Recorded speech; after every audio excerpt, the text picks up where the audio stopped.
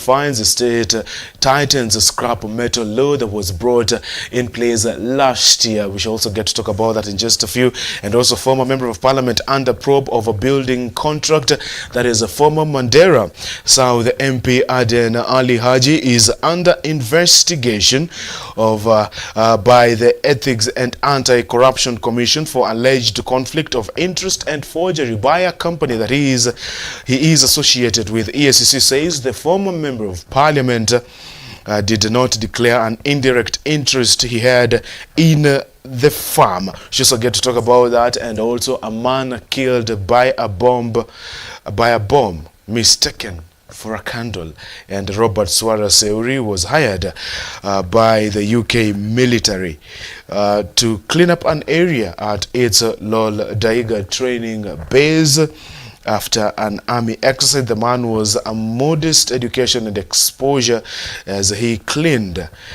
He collected an object which he thought was a candle and carried it home, only for it to turn out to be a bomb and exploded, killing him on the spot.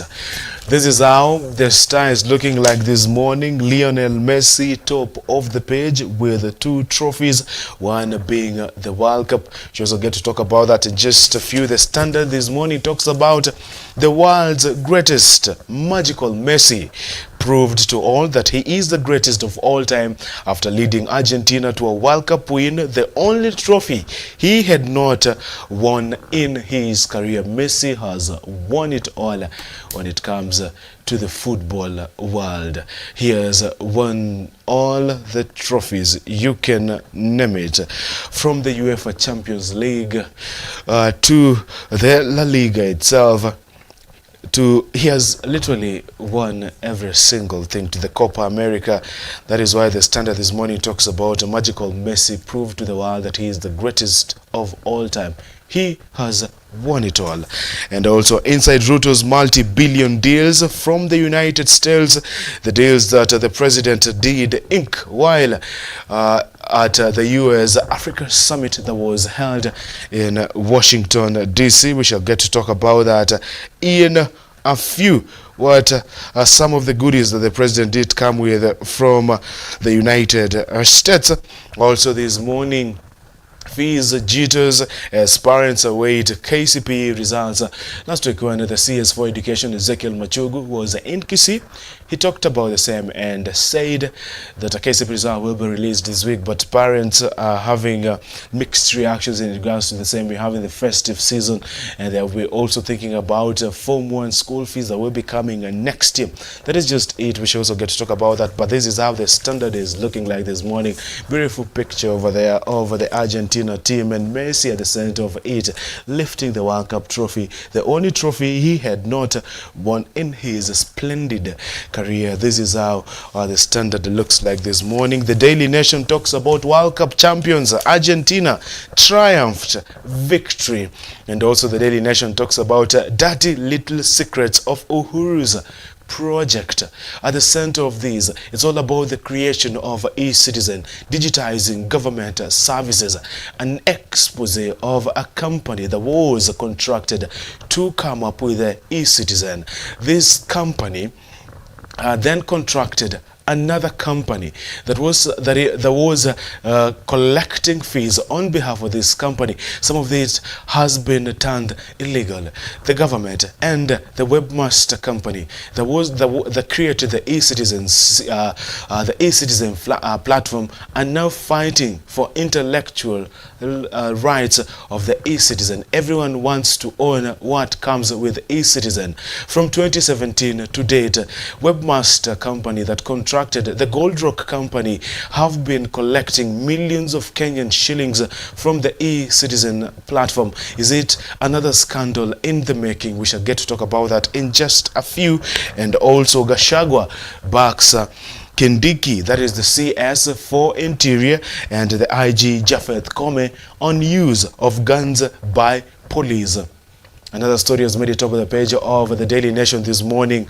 Love, fast cars, and death. Ashad Khan the death of Ashan Khan. Two of Kenya's most celebrated motor rallying icons lived together for years, building cars and reputations that captured the imagination of the nation.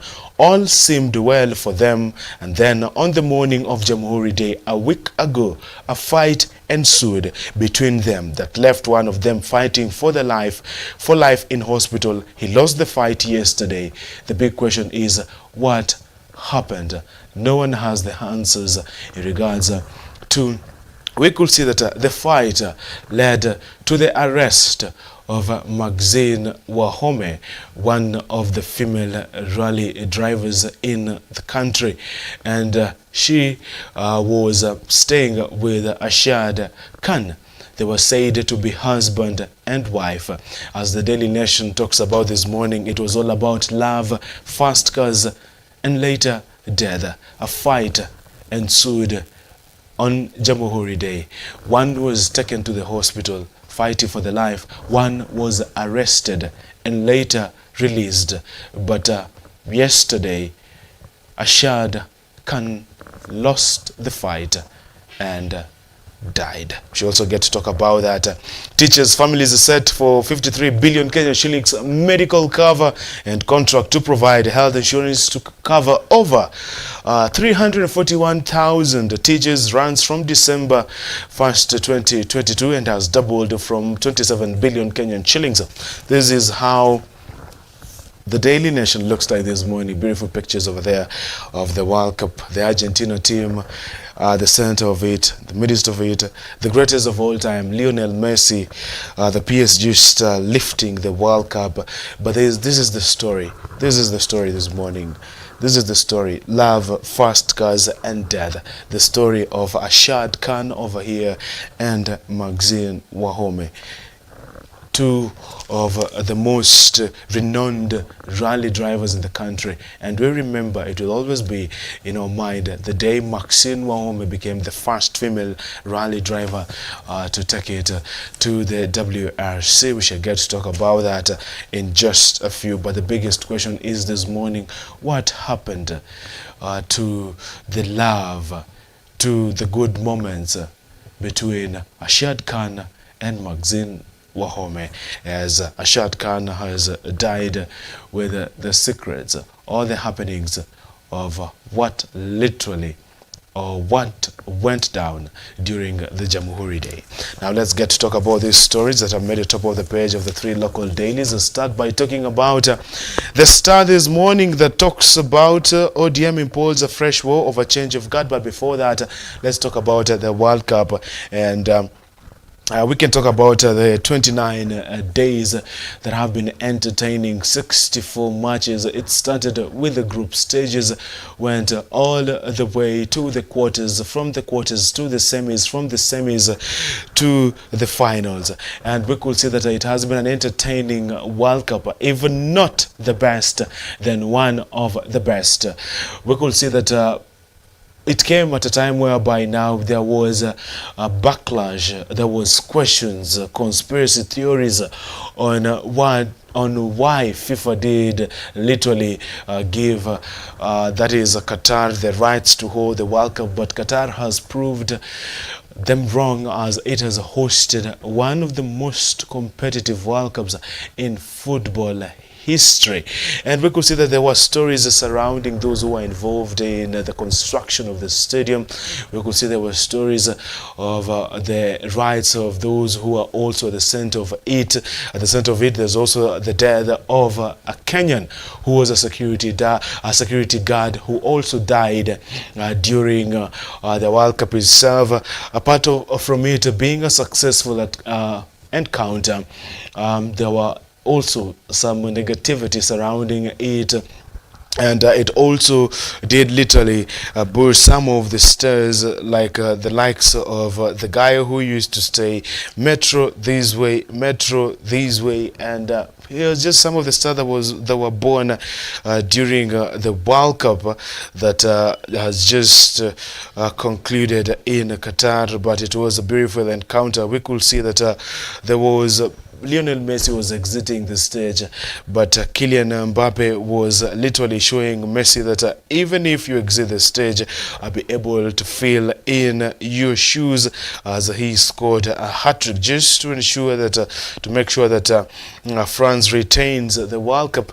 But it went to Argentina. It was a beautiful game, but what are those moments that you will always remember when it comes to the 2022 Qatar World Cup? Those moments that will always live in you, those moments that you always say that, wow, it was a beautiful, beautiful World Cup. And some of the teams and history was written in Qatar. We could literally see Morocco, an African country, going past the group stages, going past the quarter stages, going past the going up to the semis, writing history and rewriting history itself, and putting Africa at the spotlight. We've seen that that move by Morocco has literally got the world talking, and say that the time for Africa to win the World Cup is coming, is just in due course, just in the making, and with no time an African country shall be winning the World Cup. That is just it as far as the World Cup is concerned, and the issue to do with who is the GOAT has now been settled, as Lionel Messi did win. He has now literally won everything in the football world. As it started, it was between Lionel Messi and Cristiano Ronaldo, but as the matches continued, it became Lionel Messi against Kylian Mbappe. Congratulations to Argentina. Congratulations to all Argentina fans who supported Argentina from the start to the end. Congratulations to Messi fans this morning. They are elated and jubilated. And one of Messi fans I know of is one of my director, that is Emmanuel Ndeti, and today Emmanuel Ndeti will be jubilated simply because of Lionel Messi winning the World Cup. And at the start of it, he always told me that, Alusa, do you know what? Lionel Messi is going to win this thing. It is going to ensure that Argentina literally become the champions of this year's World Cup. And mind you, Lionel Messi has scored in all the stages that Argentina have played in. He scored in the group stages, he scored in the quarterfinals, he scored in the semis, and also he scored in the finals. He just missed the Golden Boot award that went to Kylian Mbappe by a whisker. And also it was a night for Martinez, the goalkeeper for Argentina, who won the Adidas Golden Glove, citing that he was one of the best goalkeepers during the World Cup and counter. Now, ladies and gentlemen, allow me to take a quick commercial break, but after the break we shall talk about what is happening in ODM. After ODM, we shall also talk about the sentiments by Deputy President Rigathi Gachagua on as he supports the use of a firearm as a defense mechanism by the police. And also we shall be looking at the issue to do with the e-citizen. The webmaster that was the center of the creation of the e-citizen, the digitization of government services, is now in fight with the government itself. Will these cripple government services in the country? This and much more after the break. Please stay with us.